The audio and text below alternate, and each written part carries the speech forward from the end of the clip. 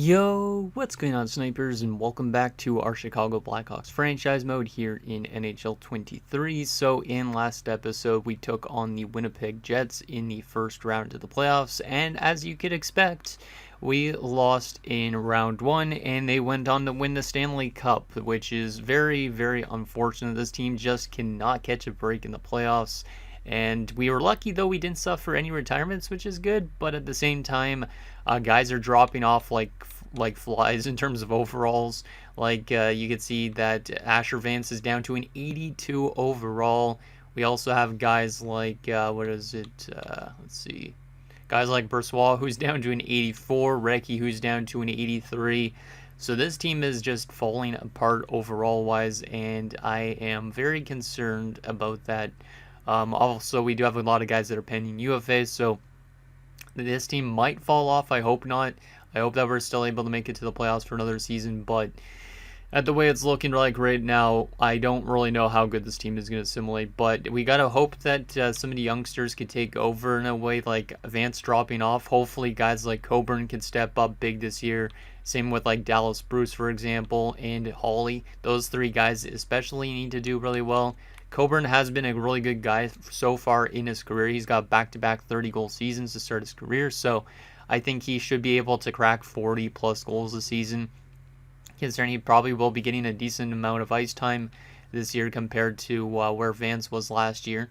Also, Dallas Bruce should have a very solid first season. Last year, he had 19 goals in 41 games, so he should be able to hit 30-plus, my guess. And then we also have Hawley, who hit 25 goals in his rookie season. He should easily be in the 30-goal range as well. So I'm hoping for big things from these young kind of guys, and hopefully we could kind of keep the team the same and also bring in some decent free agents to help turn this team into being a good playoff team, because we don't really have a lot of time left in the series. And obviously we could suffer a lot of retirements next offseason since we didn't have them in this year. I think Brunstrom easily retires at the end of this upcoming season. Recchi, I think, could do that as well. Brossoit, I feel like, could. And then obviously Asher Vance probably could too. So we are in do or die situation where we need a Stanley Cup as soon as possible, or else these guys are all going to retire as like one-time Stanley Cup champions. But anyways, before we get into the draft and re-sign stage, I do have a couple comments to go over. So the first one is from Pens Gaming 7, who just says damn, and that's his thing in the Discord. He says damn a lot.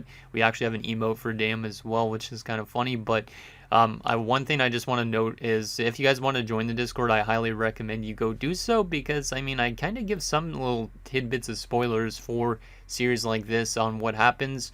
But obviously you guys don't have to see those type of things, but still I recommend joining the Discord, especially with NHL 24 not being too far away. I'd like to get your guys interacting a little bit in there, and yeah, a lot of fun in the Discord. A lot of fun emojis as well, because we do have a channel legend at this point that's an emoji, and you guys will see him if you decide to join.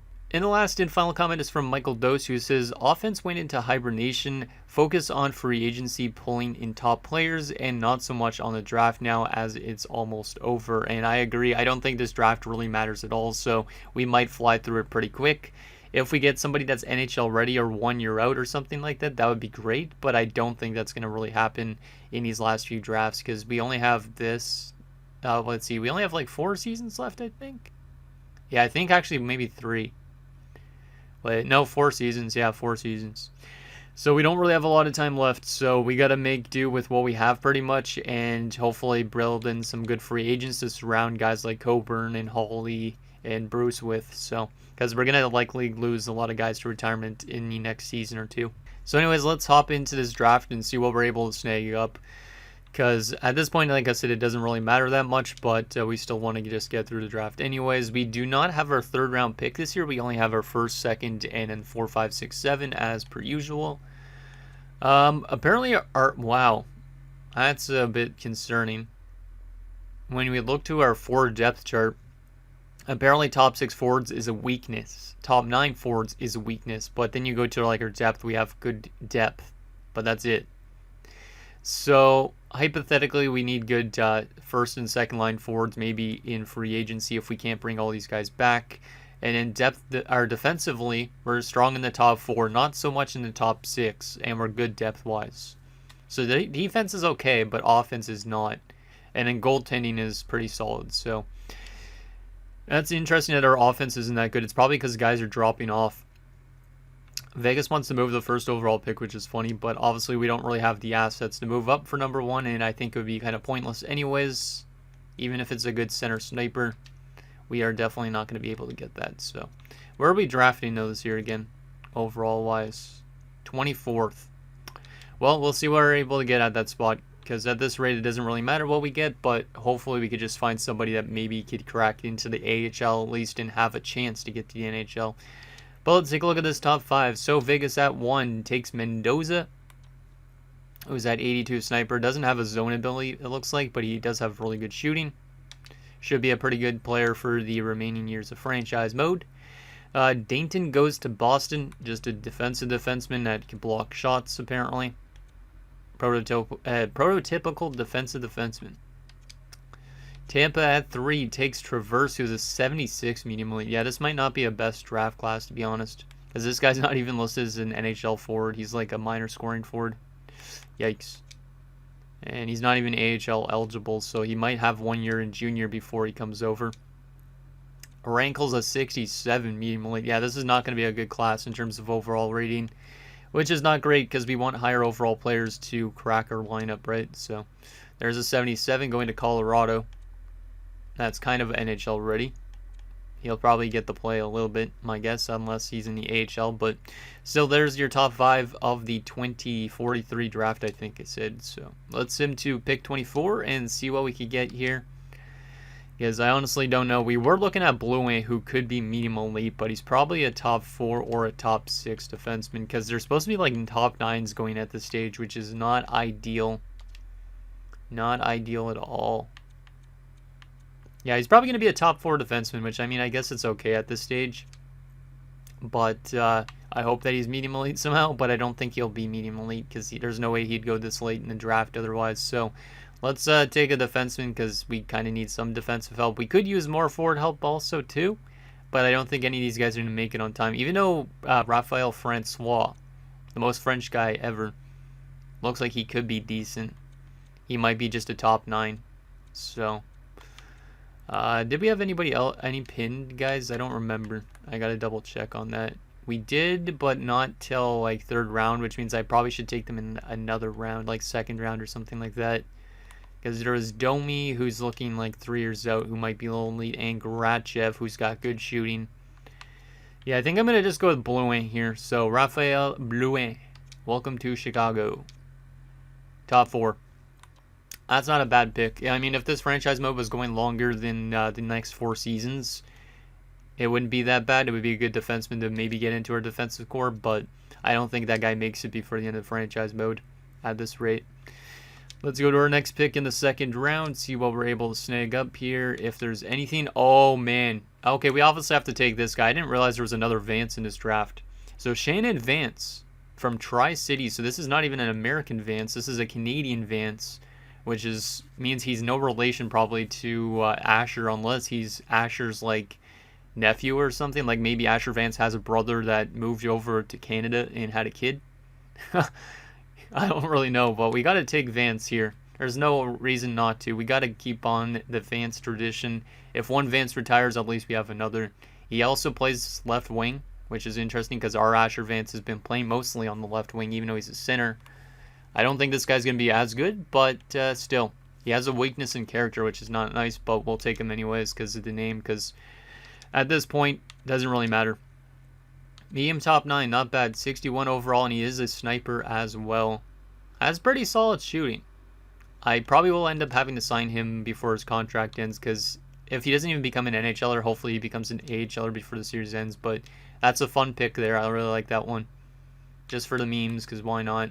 Where's number 23, which is a bit weird for a Vance, because Asher wears 80, I think. So now we're into round 4, which means all those guys we had pinned are off the board. Maybe I shouldn't have taken Vance. We had to take Vance. Who cares about this draft? Like, there's supposed to be like low top 9s going at this stage, so I think we're due for like a lot of bad picks here. Judah is 5 years out. God damn. I don't want to go for anybody with the last name Cook, no offense. Hudson Heatley's a cool name. Goaltender, that's 19, 5 years out. Yeah, this draft class is not looking too friendly now. At this rate, we might as well just take a chance on anybody that could be elite, so I don't really care. We're not going to take anybody that's supposed to go at that spot. There is a guaranteed minimum elite goaltender, so let's just take him for the trade value. There you go, Andy Cullen, welcome aboard. Probably no X factors. Yep. Still good trade value. We could always use that goaltending trade value to hopefully bolster our team in these last few years, because that might help out a lot. Anybody else? This guy might be medium elite, but he's supposed to go in the 7th round. Don't think he's that good though. Raphael Benign. This guy looks terrible. Is there anybody that actually has good looking attributes here? B- shooting. And B- physical. I don't mind that. He is a low top 4 guaranteed. Let's just take him. I don't really care at this stage. Like I said, we're just more focused on trying to get this team a cup, not getting all these good draft picks, because we already have a good foundation of players, I think, to build around for these last few years. So let's continue to scout by, or sort by potential here. Schlemko is still there. Benign still there. Let's just go through these attributes, see if there's anybody with a good attribute like a B or an A in anything. Wow, yeah, this class is terrible. There's another B-. He's a 20-year-old, but still he's got the last name Orr. So Ruben Orr, welcome aboard, you low top 9. 59 overall. And our final pick of the draft. Can we find any crazy steal here? Probably not. I don't think I'm going to go for Schlemko, because I don't think he's going to be that great. He's going to be like a fringe starter or a backup. Try and look for somebody cool. Boutillier is 19, has good shooting. Not terrible. He's another low top 9, so let's just take him. Or it's Buller Reese that we're taking. Never mind. I thought it said something else. But yeah, Buller Reese, welcome aboard. So there you go. We just had to go through that draft class as much fast as possible. And yeah, Blue Wayne's going to be exciting, and at least we got another player with the last name Vance, so can't go wrong. That was an okay draft. We need to focus on this re-sign stage, and obviously next episode we need to focus on free agency and adding in some good players if we have cap space. Because I think re-signing some players are going to put us into a bad cap situation with like Brissois and whatnot, but those guys I think need to come back even if they're old. So... But obviously they won't be getting multiple year deals because Vance's contract ends at the end of this coming season. So let's see what we got here. Let's start off with the RFAs and qualify them all, I think. Yeah, qualify them all. Because at this stage I'm not really trying to offer them new contracts. Huxley's only got 1 year left of RFA status, but it's okay. Unsigned wise, I am going to sign Belak for the AHL. He's AHL ready pretty much. Everybody else not so much. There you go. UFA wise, what do we got here? No goaltenders, but we do got a couple big NHL players. Let's go to the bottom of the list first. Liston, you're ready for the AHL. 71 and 21. We'll sign you. Oh man, I gotta let go of somebody that we drafted way back, because these guys are all like very fringe players. I think I'm going to let go of, let's see, I want to sign Tommy Ribeiro back. He was really good in the playoffs for the AHL team. Let's see. Chris McNabb, former 15th overall pick, never panned out. He's going to be let go of. So that way Liston can take his spot. And then we're also going to let go of Corbett because he's 29. I'm going to sign these other two back, but... yeah, sucks that the AHL team has to lose some of those guys. I don't know why Corey wants a one-way deal. He ain't getting that. He ain't getting that. Was he used as depth last year in the NHL? No, it was a couple years ago. I might have to let go of Curtis Corey here. Yeah, I'm going to have to let go of him. There's no way I'm giving him a one-way deal. No way in hell. And apparently Odie Marchessault also wants a one-way deal as a 76. I mean, he has been a good AHL defenseman, don't get me wrong, but as a 76 overall trying to get a one-way deal, you're gone too for now. Laxo needs to be re-signed. He's not really growing, but that's okay. We are going to let go of our depth signings, Bobrovsky and Appleby. because we don't really need them yet. But now it gets into the interesting part. We got Burish to bring back, Brunstrom, Ziska, Recchi, Brossoit, Carter, and Bennett. I really liked Bennett's play this season, but I think he might get overpaid because of that. He had 72 points this year.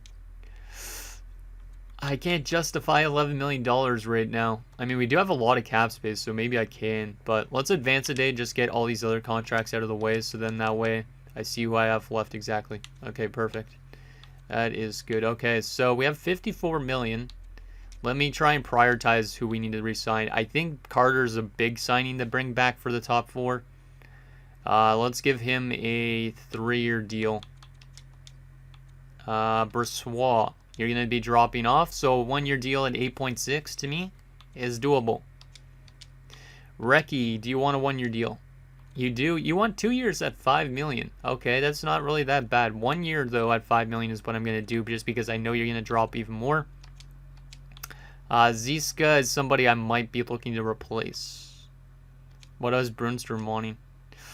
Brunstrom, 5.4 is an 80, and you're going to be probably like a 77 to start next season. I don't know about that, man. I don't know about that. Bursch is relatively cheap. I could bring back Bursch on a 3.85. That's no problem to me. Even though I might honestly flip some of these guys away. Let's see if any of these guys accept. A couple rejections, not great. And it's from the 3 guys I want the most. Let's try and get Carter up a little bit more. I think Carter's important for the defensive core. So that's why I'm signing him longer term. Brossoit is only going to be getting a 1-year deal.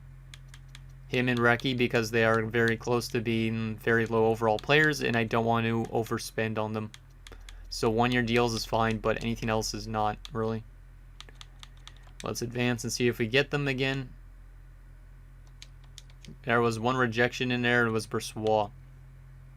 Okay, I want Bennett and Brossoit, and I'm thinking about letting go of Ziska and Brunstrom. Brunstrom, it kind of sucks because he's been here his entire career, but we need to probably rework the defense core a little bit here. Like, we have Jokela, Carter under contract. Kelpinen's a pending RFA for next offseason. We have Kachuk signed up long term. Brunstrom technically does still have a home, but we want to be playing like Benino for Gone, maybe, and then signing somebody else too. So I think Brunstrom's time here is going to be done. Because I can't justify spending $5 million on a top 6 defender. At least that's dropping off, I should say. Ziska, do we need him? Let's see. He's not been the best two-way forward. He's been okay as a player, but I really don't know if it's what we need to hold on to. Because right now at center we would have, if we bring back Bennett, we'd have Bennett, we'd have Vance, Burish. We'd probably still need another good center, so I think I'm going to let go of Ziska and maybe replace him, to be honest. Yeah, I think Valkrov, Ziska's time here is done, so best of luck to both these guys. I think Ziska and Brunstrom in free agency, because I don't think I'm bringing them in at their asking price. Because Ziska's cheap. Will I get an 81 for cheaper than 2.5? Probably not. Maybe I bring back these 3 and let go of Brunstrom only. I just want to know if we can sign some good players free agency wise. Let's try and get Brossoit again. We're going to have to overspend a little bit, but that's okay. It's for 1 year only. It's not a big deal. Let's go a 1-year deal also on Bennett, because he could be potentially dropping off. So let's go 11.1. And then yeah, I'll wait on the other 2 for now. And oh wow, okay, Bennett rejected 11.1 for 1 year. He wants a multiple year deal. Not a surprise at his age. What if I gave you a 1-year deal again, but we bumped that up to like 11.6? And then yeah, I think I'm gonna let go of Ziska and Brunstrom. We might also have to make some trades in next episode to hopefully bolster our team more, but I think these 2 have to be gone. There you go. Bennett is accepted now, which is good. Because these 2 would take up $10 million or 7.5 or something around of our cap space, which would leave us with 14, which is not bad. but I think it handicaps us a little bit. I'd rather have 21 million going into free agency. So Vaclav Ziska, who was the 24th overall pick 13 years ago, almost 1,000 games played with us, but he is going to be headed to free agency. Will we bring him back? Maybe. But at this rate, I don't think I'm going to be bringing him back, just because of the youth in the system and whatnot. He's a great face-off man, don't get me wrong. That's one thing I really like about him. But other than that, there's not much. So, best of luck there, Ziska. And, yeah, Burnstrom's probably the toughest one, because he's been here a very long time. Almost 1,500 games with us. Plus 225. He's not a bad player, but I know he's going to be on decline soon. I don't think he's worth $5 million at this stage. Yeah, his playoffs haven't been that great either in the last few years. Yeah, I think Matthias Burnstrom's time here is over, so thank you for your time here, Matthias. Maybe I'll bring you back in free agency, but for right now, you're gone. And, of course, Vance lost morale because of that, because Vance and Recchi and those guys all were probably attached to him since he was here for a long, long time. But we have 21 million in cap space. And we need probably a lot of good pieces because our team is definitely still lacking that like elite player right now because Vance is dropping off. But forward-wise, we got 1, 2, 3, 4, 5, 6, 7, 8, 9, 10, 11, 12, 13 with Brookbank. We technically have a full roster, so we might have to trade away somebody to bolster the team up a little bit more. Vance is one of our lowest overall forwards, but obviously Vance is here till the end regardless. So, yeah, we have a lot of forwards, but we could always upgrade in an area. Defensively, we got 1, 2, 3, 4, 5, and 6. This is where it gets interesting. We could always trade away a defenseman to maybe rework the defensive core because that's been a bit of an issue. But maybe it's been the forward core the entire time that's been the issue. So we could find ourselves another defender. And we already got 2 goalies locked up. So, yeah, we're in an interesting stage here with this team. Very interesting stage. Okay, let's head over to the free agency period and take a look at what's available. We'll also take a look at the trading block in case we want to make a blockbuster trade to shape this team up differently. But let's see what we got. What we could potentially go after. Oh my goodness. Oh, no, wait. Let me go to this again. Let's actually start here. Actually, let's start on the left wing because there was this player, Sylvain Parks, has left Montreal. That is basically Asher Vance times 2. Sylvain Parks has been one of the best players in this franchise mode. He's been insanely good. Would it be nice to bring him in? Absolutely, but I don't think there's a way I'm going to be able to bring him in. He does fit our second line apparently, which is good, but he wants 15 million, so we'd only be left with like 8 million in cap space, or well, not 8 million, even 6 million in cap space, which isn't ideal. But would it be nice to have Sylvain Parks? Absolutely, but he's probably on decline, and I don't know if he would do as good with us because he doesn't have that supporting cast, but that would be a huge signing. There's also like Culp on the left side, Riley Culp, who's a good goal scorer too. I'll just scroll through pretty much all the available free agents, and if you guys see anything interesting, you could let me know. But, yeah, I think there's definitely some additions we could bring into this team and help get it into a better spot. But we also might want to look at trading away players to free up spots for these free agents. Why does a 75 want $3.65 million? I don't understand that. Maybe because he had a couple 30-point seasons? I don't really know, but weird indeed. Yeah, there's definitely going to be a lot of options this year. A lot of options. Because we'll have young guys jumping into our team or getting better on our team, and we also want to hopefully surround our young guys with some really good players. Left wing is already kind of a strength for us with like Bruce and with Holly and also with Coburn. We could always change Coburn over to a center or something like that. But Sylvain Parks would be great, but I don't think he's really what this team is needing at this stage. I don't really know what this team needs, though, because obviously even if I brought in Sylvain Parks, we'd probably still be a first-round exit, because this game just likes to like throw that type of thing at me all the time. At least in this series, I'm finding. We could always bring back like Sasha Pielmeyer, but he's likely to decline in overall. So there is that. Right wing wise, what do we got? Malkin, 34 years old. Huh. Not the best right wing pool, but there's some left wingers and centers. So there is all of that. Anybody you guys want me to take a look at, you let me know also down below, because like if you want me to take a look at what players are piking up the most points and maybe signing one of them, we could always do that. So there we go. Defensively, this is where we probably need to make an addition. Christensen is the best defenseman in free agency. This guy has won Norris trophies before, and he's been a great defenseman. Was really good with the Islanders, signed with Florida, was out in the first round, but this guy's a great player. Former first overall pick back 11 years ago. Or 21 years ago, actually. Or no, not 21, 19 years ago. My math is all over the place, right? Yeah, 19 years ago. I was going to say this guy's played a long time, but yeah, that would be a great addition for the blue line. To have a veteran guy like Christensen jump in. Our defensive core is already pretty strong, but that would help solidify it even more. And then we'd have to figure out a defenseman maybe to move out to put Christensen in place with. But Christensen's likely to drop off overall-wise. But there is a lot of defenders. Anton's is a solid piece, 85 overall. Also no FD, 35 points last year. Might be able to do better with us on our power play or something like that if we put him on there. I don't know. Doesn't pick up as much points as I was thinking. There's a couple other former defenders like Yuri Ovechkin, Len Morris, but we're past that point pretty much of bringing those kind of guys back.